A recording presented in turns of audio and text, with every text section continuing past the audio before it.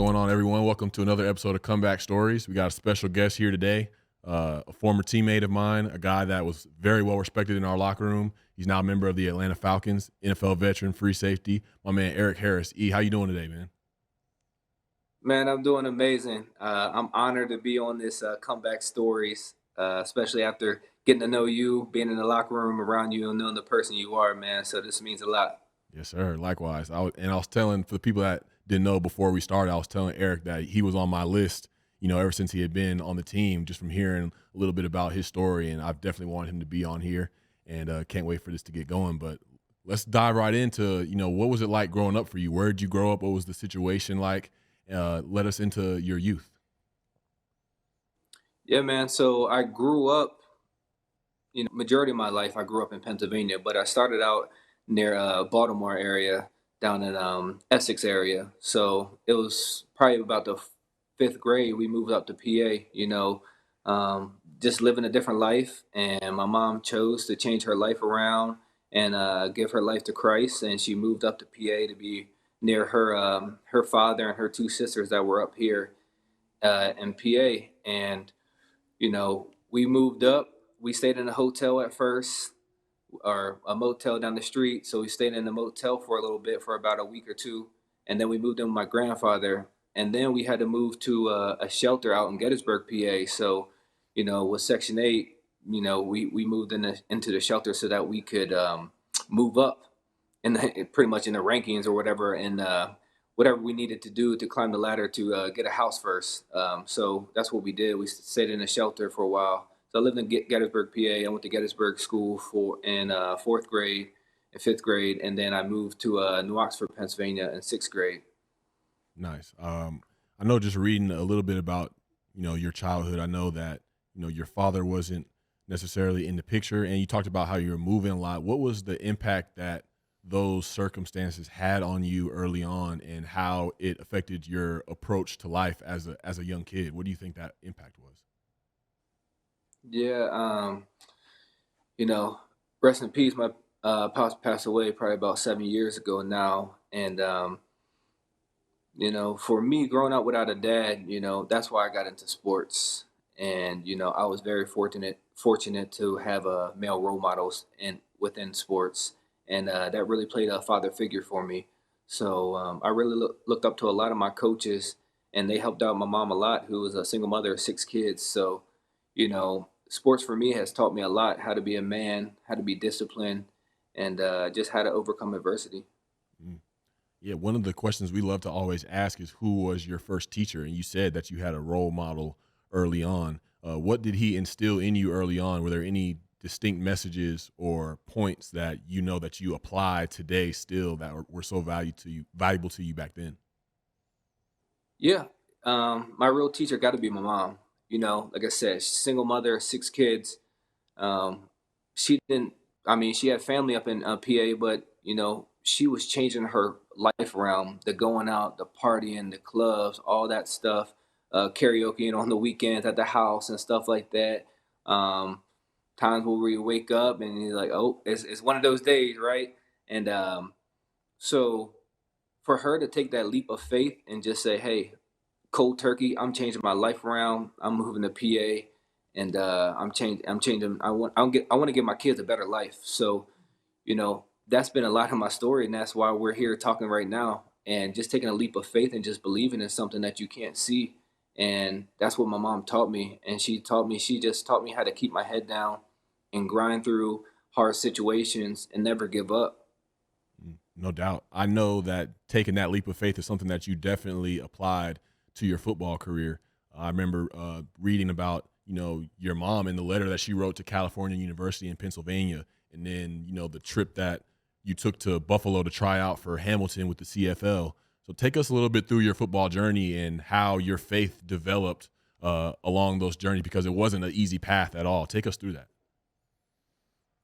Yeah. So, coming out of high school, I chose to go D2, and the choosing part was a little bit of my doing as well, right? Mistakes I made and things I didn't take serious as far as my grades, my education, and got humbled real quick in that process. But I chose to go D2 and play football, and I didn't get redshirt or anything. I played all 4 years there, and had my pro day and everything, and got a little bit of love, and these people might like you, and but reality was I went back to my hometown and I didn't get a single phone call. We call there's certain guys that come into camp, you call them camp bodies or whatever, but it's still an opportunity to be presented in front of coaches and show and have an opportunity to show them what you can do. And that's what all I was looking for at the moment, but that didn't even happen. So I went back to my hometown. I was working at Let's Potato Chips, and I was actually like the corn mixer. We had an orientation or whatever, and everybody was saying, "Hey, I'm this." I'm like, "What's a corn mixer?" Man, it was the worst job I've ever had, and it was humbling. And my mom Mm. actually thought I was gonna quit the job, and it's not in me to quit and give up on anything. So, for me, it was a life moment for me to realize that, hey, you kind of chose this path. Now you're dealing with some adversity. Embrace it, get through it, and just keep pushing forward. So after that summer, I went back to school to finish up my degree. I was working out. My coach at the time, he promised me he would help me get through school, but he ended up retiring and leaving the school. And the new coach came in, who was our former offensive coordinator, and just D2, they don't have full rides for everybody. Most D2 schools don't, right? So they're just like, we don't have any money to help you out with your school. So I'm like, what am I gonna do now? Right. So I got a job at UPS, and I was working at UPS, and I was loading the trucks at first, and realized that I needed some more income. There was a management position that opened up, so I took that. I was working at about 9 o'clock at night, and then getting off about 4 or 5 in the morning, going home, sleeping for a little bit, getting up, going to class. After class, I work out because I was still obviously had the hopes to still play. I'd eat about a dozen of eggs. That's all I ate all day because that's all I could afford with paying bills and everything like that. So, I had a CFL and arena tryout for the Winnipeg Blue Bombers and the Cleveland Gladiators at the time. Arena was interested. Winnipeg was like, nah, it's not going to work. Not really fast enough for us. Cool. I went back to school, kept grinding. Then this takes us to Buffalo, New York, right? I heard that they might have been interested in me, so I drove up to Buffalo, New York. I paid $80 for my workout, and they called me 2 days later, offered me a contract. Mm. That's crazy, Donnie. I know you hear the similarities between me and Erik, just from the having to work the humbling job and the lessons and the things that it teaches you, and like it translates into when you have success, you know how to handle it better. I don't know, but it's just like that humbling job, those humbling experiences just do numbers. Yeah, I hear so much resiliency and grit and adversity and a lot of humility. Sounds like you were very humbled, even going back to having to go to a D2 school and being humbled through maybe some of the decisions that you made in your younger years. But there's no doubt that it's that path, the struggle that's given you the strength to put you in a position that you are now. It's powerful. In all of that, I've heard some of your story, the 11-hour days at the potato chip factory, 110 degrees, right? Working in jeans. What would you say in all of that struggle was like your lowest point? Man, I don't even know. The lowest point for me, I guess, it wasn't even a point because I always try to say stay in the present and be present whatever situation you're in. So it wasn't really a point of my life besides, after the draft and everything when I ran this hill that we used to run for track, and I just run and run and run until I was exhausted. That was after my agent called me, my old agent called me and was just like, hey, like I don't think anything's gonna work out for you. Probably best you just get a different career. And that moment hurt, but just saying in the present, and for me, really just not knowing if I was ever going to get that opportunity, that was just a low point I was living the whole time as I was like grinding and trying to stay present in the preparation and everything. Mm. So, just not knowing if that opportunity is going to come, it's stressful in itself. Well, even hearing that your agent, the person that likely you give the most trust to and you Right. believe the things they're going to say, and this Right. agent tells you that you need to go find a new career, and where many might buy into it or they might go out and get blasted or Hmm. bury themselves in self pity, where you had a different take, right? You took action and you went and ran hills. And I believe you were praying and praying to God. What exactly were you saying? What were you asking God for at the time? You know, when my mom wrote that letter to Cal PA, she just kept telling me, Eric, it can't end like this. And that's the only thing I can remember at that moment, and just praying like, we're all motivated by different things, and we're all, trying to be successful in a different way. And, some guys in the NFL are motivated by, nice things, money, whatever it may be. For me, I saw a community around me. Um, I was tired of my mom struggling financially. There's so many friends, parents that had to pay for me to participate in certain camps. I had to sell, candy bars and stuff, or work basketball camps for the high school just to raise money for myself, for me to participate with my team in high school, because we didn't have the funds to do it. So financial struggle was the biggest thing, and just the platform, work done. It's crazy that I actually met him last year in the locker room, and I just went up to him. I'm like, look, you probably don't know this at all, but my mom pointed out to me when he was playing that he still does it to this day. He helps pay for single mothers to buy houses for them, and had a program set up for them. And my mom showed me his story and what he was doing, and that just inspired me to give back and to build something, leave a legacy, and just live with comfort. I hear purpose, Donnie. Like that's a common denominator among most of our guests is something that is greater than you is what motivates you to do certain things. It's not doing something for to get something out of it for myself or doing it as a means to an end, but it's like I'm doing this as a vessel or as a channel for God to work through me or for good to come through me into other people's lives because I don't think things in life can really be fulfilling unless you have a deeper purpose. I know you agree with me, No, Donnie. We talk about this all the time. I'm looking at your tattoo right behind your ear that Yep. says the word purpose.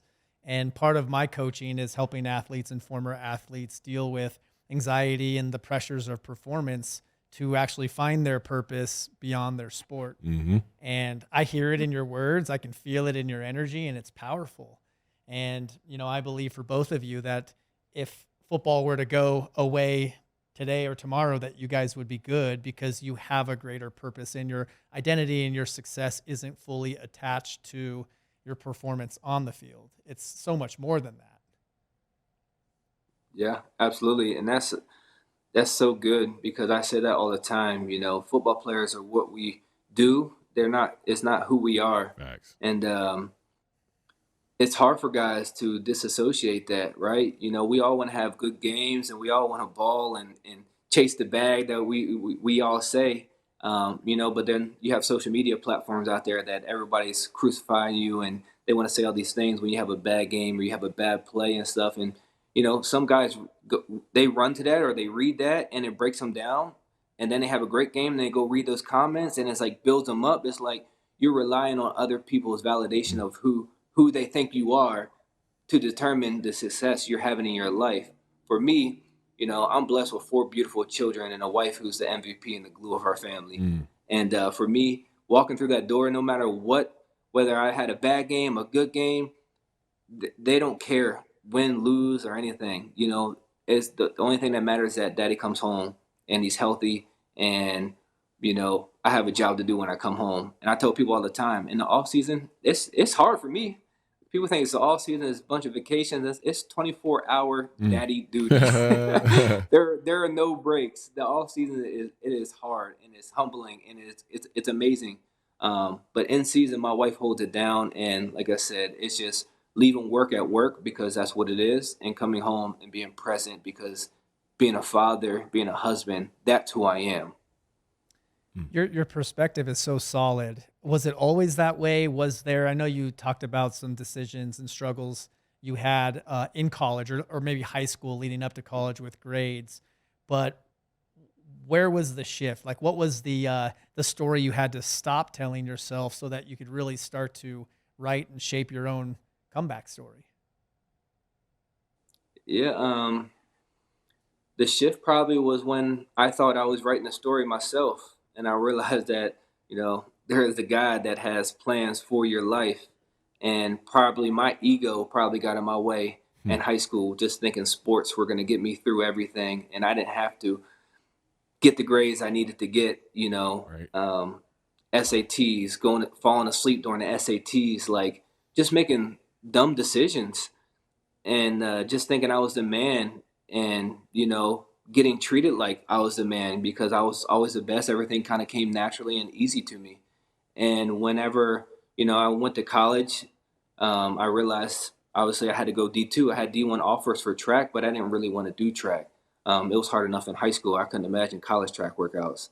Um, but, I chose D2 and I went there and it was fine. I played 4 years, dealt with some adversity at D2 and stuff like that. But it was really just the timing of everything. Like, wow, this all could be the dream, all the papers I ever wrote, being an NFL player.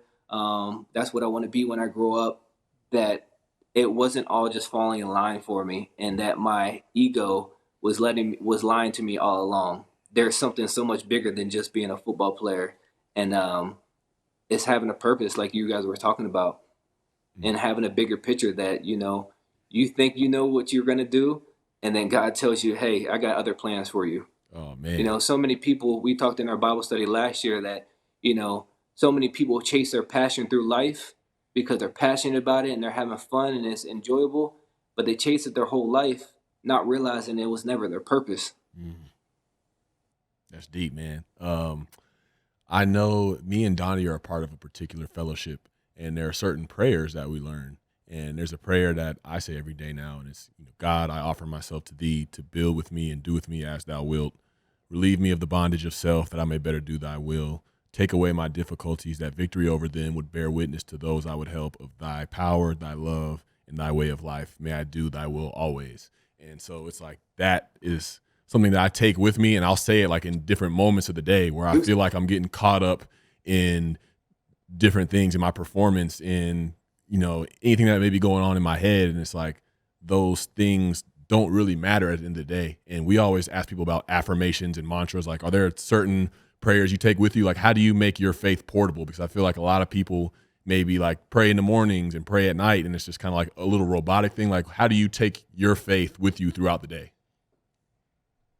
It probably starts in the morning, that car ride to work, listen to my gospel music. If you follow me on Instagram, you probably see me singing every once in a while. Now that I think I could really sing, I just enjoy it. And that's where I feel like my biggest connection with Christ is in my worship. Obviously you got to get in your word and live off of that. But the worship part of for me is just, um, I just feel very vulnerable, at that moment and just surrendering and letting God work in my life. And your prayer when I heard it gave me goosebumps. And the biggest thing, if I had to pick one word, it sounded like serve.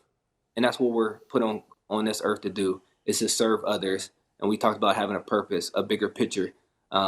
So just serving others, having a good attitude about it. One of the things we can control in life is our attitude every day and our perspective on life. So for me, it's just serving and just realizing that there's a bigger picture out there. No doubt about that. Our attitude, like you said, is most important, and especially one of gratitude. And, a man in your position, through all the things that you've been through and how you've come out on the other side and see your dreams come into fruition, making big picks, big plays, and big games. But what are you most grateful for today? Like, take us through your gratitude process. Man, when I got the questions and everything, I don't think us as humans reflect a lot on life. It's that race of life. We got to get to the top, got to get to the top. And nobody ever takes time to look back. We all think, oh, the past is the past, but it's okay to reflect on the past because we always say it, don't repeat history. You learn from history. Reflect on your past, be grateful for the situation you're in, whether it's good or bad. We all make decisions and things happen to us. And, for me, I'm grateful for the people that I have in my life, the connections I've made throughout, their season of life, and people come and go, and some people stay. So just realize that, and my wife and my kids, I'm so grateful for, and they've been through everything with me. I mean, my wife was with me when I was broke and asking her for money. She was driving me around in high school because I didn't have a car. So she's seen it all, and she's never changed on me. And I'm just very grateful for her patience and my growth as a as a boyfriend to fiance to husband to father. It's been amazing. Mm. It's pretty cool to just witness your story and hear and see these seeds that were planted early on from your mom, fully surrendering, turning her life around, giving her life to God, Right. planting that seed, work done, planting that seed, and even the stories, both of your stories, using this platform for something greater. It's amazing. The other thing I wanted to mention with Darren's prayer, my prayer early on when I first got sober was, God, your will, please not mine. Like I was begging, like, please not my will, because my will landed me in rehab. It wasn't working out too well. And you talked about ego and faith. We talk about in the rooms of recovery, ego stands for edging God out. And especially when we start playing God and we think that we're something bigger, and we will get humbled quick. And I hear it in your story that humility clearly has become your strength, right? All of the humility that you've gone through, even as a child, to having to go to a D2 school and your path, the potato chip factory, all of it. It's so beautiful to see a man so solid in his faith and strong on the inside. And when we're strong on the inside, we can stay fluid on the outside. So no matter what curveballs or adversity you're faced with now, it's like what you've been through, you know how to handle it. You've been in the practice, you've been living it. Yeah, that's so good. You mind if I steal that one? Yeah, I'm about to Ego. write it down. God, that's good. Yeah, I mean it is. It's always you always have those voices talking to you, and I read his book. Actually, Jason Witten put me onto it. The Yeah. Untethered Soul by Michael Oh Spear, and man. it's such a good book. And you just talk about hearing that little voice that's constantly talking to you, and no matter what, it's going to talk to you. It's going to tell you whatever you want to hear, but it's always there. And it's you got to learn that, you know, just listen to your heart and stop listening to your ego. It's funny you say that about that because Donnie introduced me to that book, and that book like blew my mind when Really, I read it. And dude, now it's so good. it's in the top 3 that I pass around to other people. It's phenomenal. If you haven't read that, guys, I'm sure every Comeback Stories Live we've mentioned this book to everybody that's listening. So check that book out, please.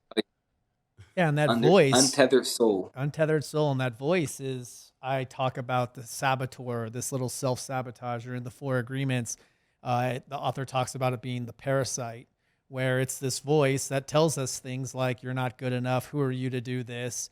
I talk about shoulding on ourselves, like you should have done this, you should have done that.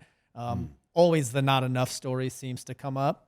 But recognizing that voice is there, but it's not your voice. It's usually somebody else's voice, something somebody said to us when we were a child, whether it was a parent or a teacher or a first relationship that we were in, and it's not our voice. It doesn't come from truth. It doesn't come from God. It's really just a bullshit story. But recognizing it, awareness is the first step in creating any kind of change. So a lot of people aren't even aware their whole lives are being hijacked by this voice.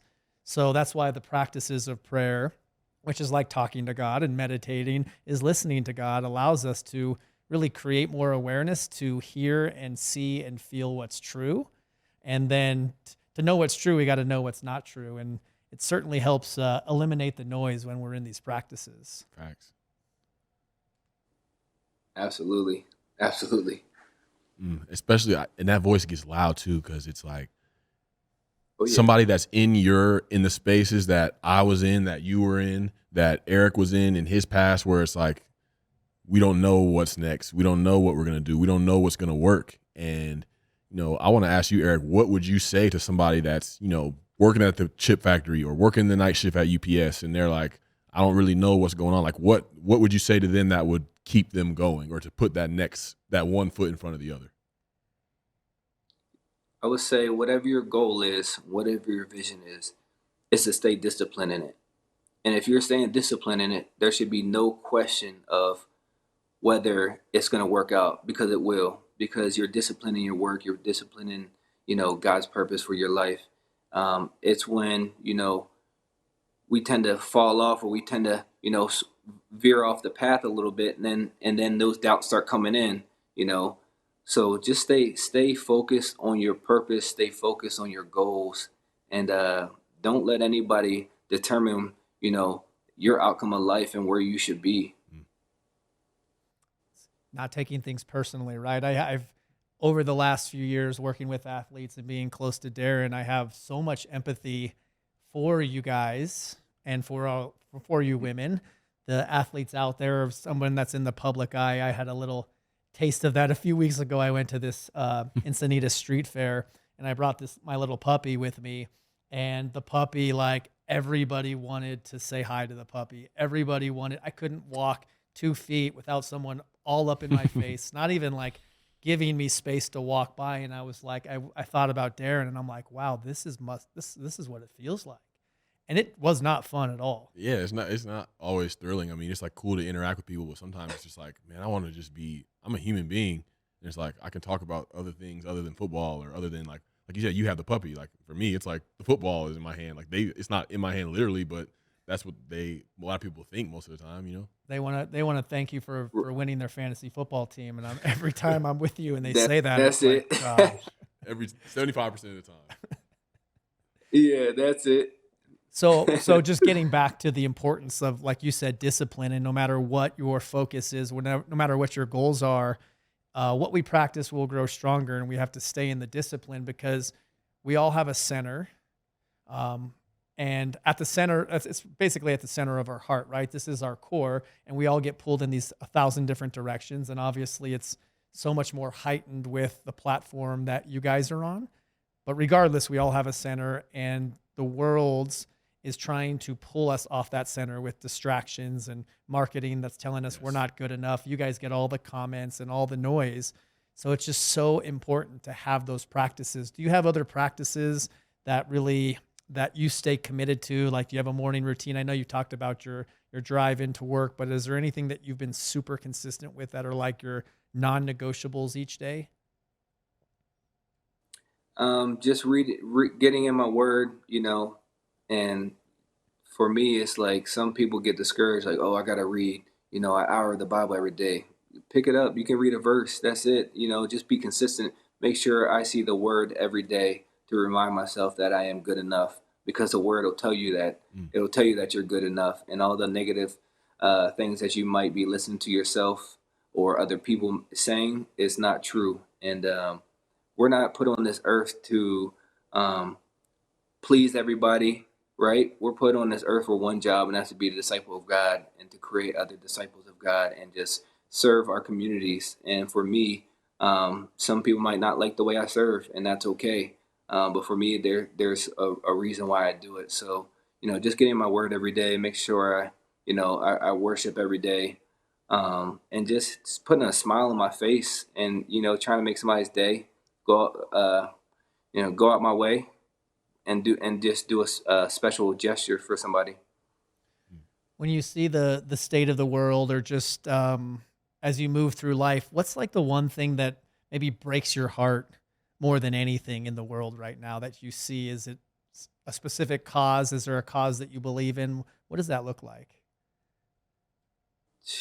I mean, what breaks my heart is really just, I guess, the lack of parenting, and just the love and affection that parents show their kids, and it's not even that there's always bad parents, but again, we just get so caught up in our jobs and chasing life and trying to give our kids the world, and I got to remind myself, because I'm guilty as well, oh, they got to have this, they got to have that, they got to have a ton of presents at Christmas and all these things, but really all they're seeking for is your attention and your love.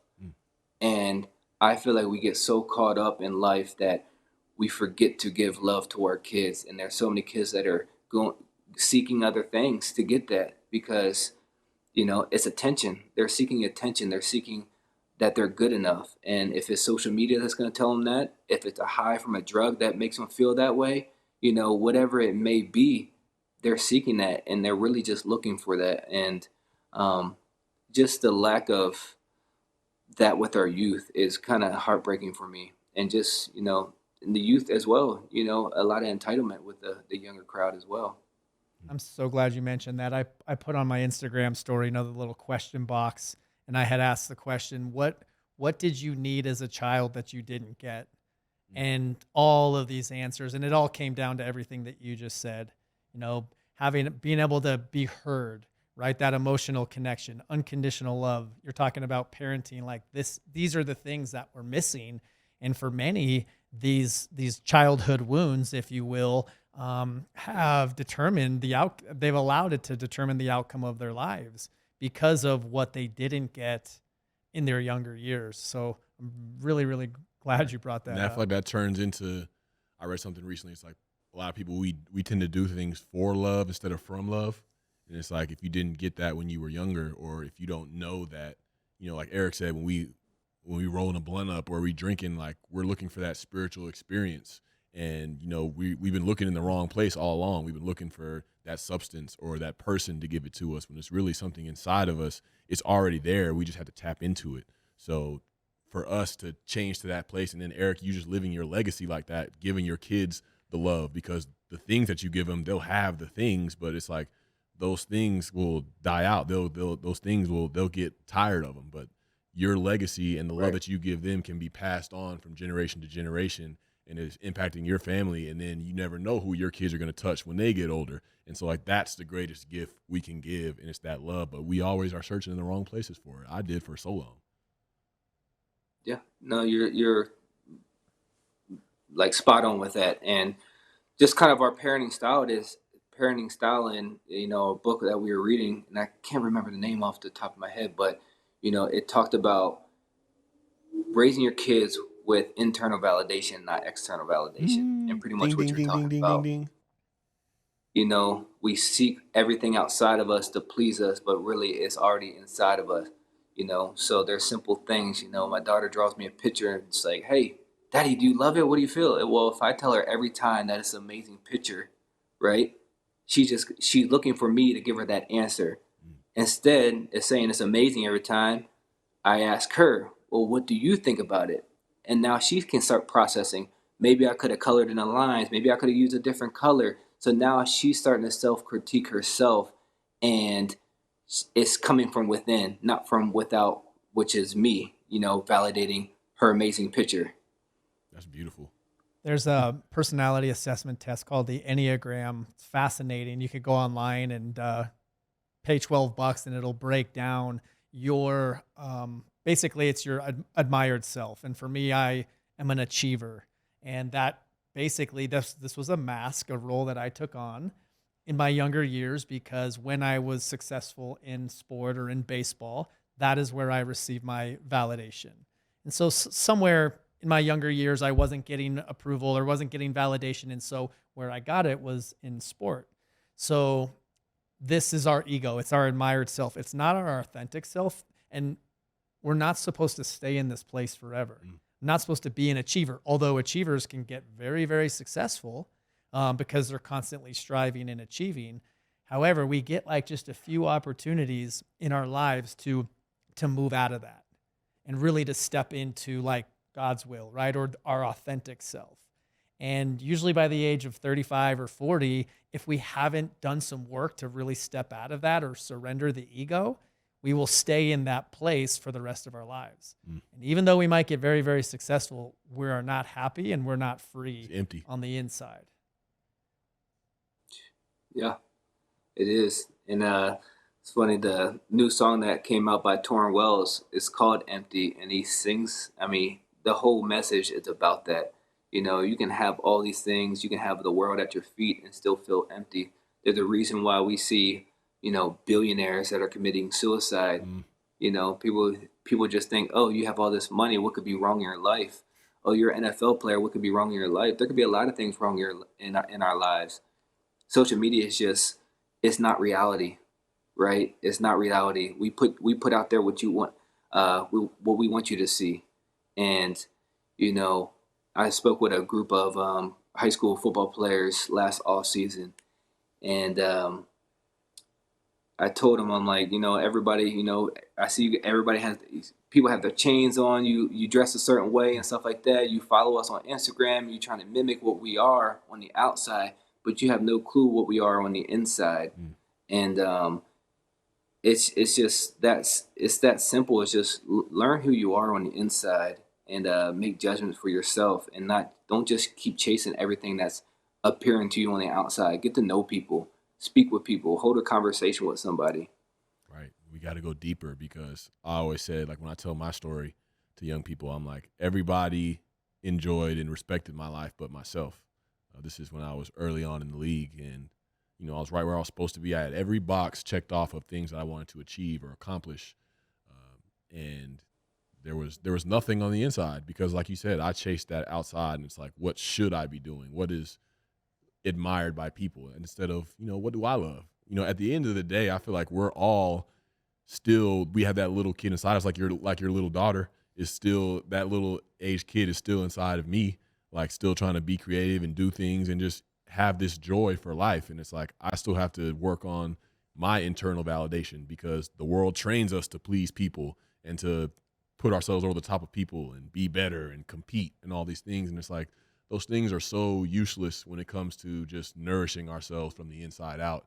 And I'm just grateful for you, man, sharing on here today, and just such a nourishing conversation, and a conversation that people need to hear.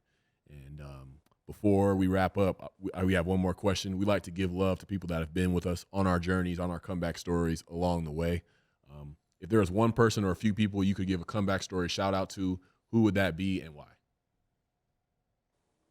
It would definitely be my wife, high school sweetheart, who's been through everything with me. My mom, of course, who changed her life around, and who knows what direction my life would have went if we would have continued to live in Baltimore. And my grandfather has been a huge influence on my life. Just pushing me, always encouraging me, and really helping my mom out financially. He helped her build her first house, dream house. That's all she ever wanted, was to have a house of her own, and he helped her do that. So he's always been there to help us out. But there's been so many people in my life that's just been there to encourage me, coaches and friends, parents, so many people. But definitely those three. Man, I just want to say thank you for joining us today. This has been amazing, even better than I thought. I knew just you being on here would not only be a great thing for people to hear, but just great for me to hear, hearing your perspective on life and just on love and on faith. Is inspiring, man, and I'm grateful for you for doing this. Glad I get to see you, man, and wish you nothing but peace and prosperity going forward. I appreciate it, bro. I wish the same for you. And the best thing is, when you play with a guy like yourself, people always ask, well, how's Darren Waller? And the best part about it is telling them that the person that you come off as and the superstar you are, that your ego and everything, the person you are, matches up to that because you're so humble. I always say that he's one of the most humblest and real person I've ever met. So it's really cool to say that, right? You might get that question. You're like, do I really tell him how this person is? It crushes people sometimes. Right. And for me to tell them who you really are it's amazing. So you have an amazing story, man. And I love what you're doing here. Best of luck this season and everything. Appreciate you, bro. Yeah, Erik, I just want to acknowledge you too, man, for your story, for your strength, your grit, your resiliency. Both of you guys, I don't think you have any idea the impact that you're making.